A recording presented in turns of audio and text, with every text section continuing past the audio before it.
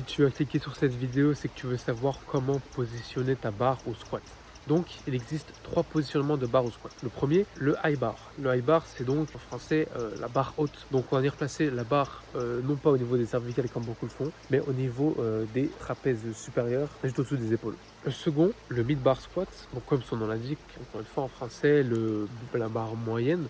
On va venir placer la barre juste au-dessus des deltoïdes postérieurs, au niveau des trapèzes moyens. Et enfin, du coup, le troisième squat, le low bar squat, on va venir placer la barre plus bas au niveau du dos, souvent en dessous des deltoïdes postérieurs. Donc, me direz-vous, quelle est la différence entre ces 3 squats? Donc, le squat bar haute va être un squat qui va favoriser la flexion de genou et donc le recrutement des quadriceps. C'est donc un squat qui est souvent utilisé par les go muscu, des personnes qui veulent développer l'hypertrophie, notamment des quadriceps, car la forte flexion de genou va augmenter l'étirement et donc la sollicitation des quadriceps. Mais c'est un squat qui, de l'autre côté, ne va pas offrir une forte flexion-extension de hanche et donc ne va pas permettre de développer beaucoup de force. C'est donc un squat qui est rarement utilisé par les powerlifters, qui est utilisé par certains qui s'y sentent mieux ou qui arrivent à développer beaucoup de force comme ça, mais dans la plupart des cas, les powerlifters qui veulent développer eux dans leur sport plus de force possible n'utilisent pas ce squat. Mais à l'inverse, donc vous le verrez, ce sont beaucoup les personnes en salle de sport qui veulent développer leur masse qui vont utiliser le high bar squat.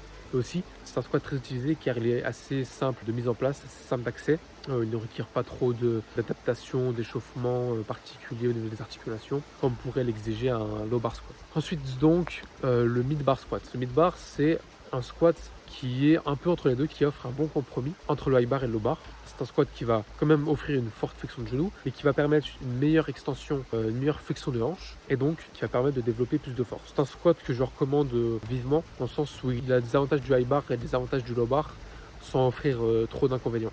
Donc c'est un squat un peu intermédiaire qui a quand même un fort potentiel hypertrophique et qui permet également de développer beaucoup de force. Enfin donc le low bar squat, squat que j'utilise personnellement, un squat qui est utilisé beaucoup par les powerlifters car il permet une meilleure flexion de hanche et donc permet de développer beaucoup plus de force.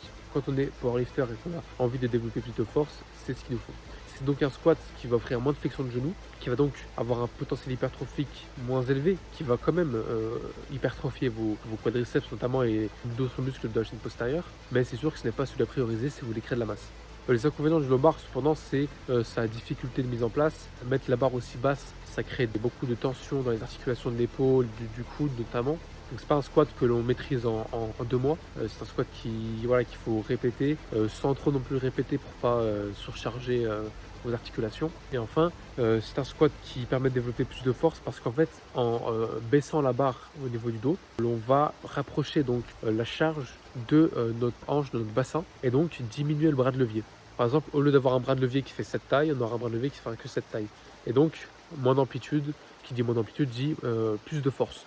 Donc pour récapituler, le high bar c'est un squat assez facile, pratique, qui est conseillé aux pratiquants qui veulent développer la masse de leur quadriceps. Le mid bar c'est un bon compromis pour ceux qui veulent en même temps de l'hypertrophie, en même temps avoir des performances, mettre beaucoup de charge. Et le low bar plus aux personnes qui veulent uniquement développer leur force. Le low bar va toutefois bien sûr développer la masse musculaire, mais ce n'est pas son objectif principal. Et puis c'est tout. Voilà, c'était une petite vidéo rapide, j'espère que ça vous a plu. Si vous avez des questions ou quoi, n'hésitez pas à me les poser en commentaire, je répondrai avec plaisir.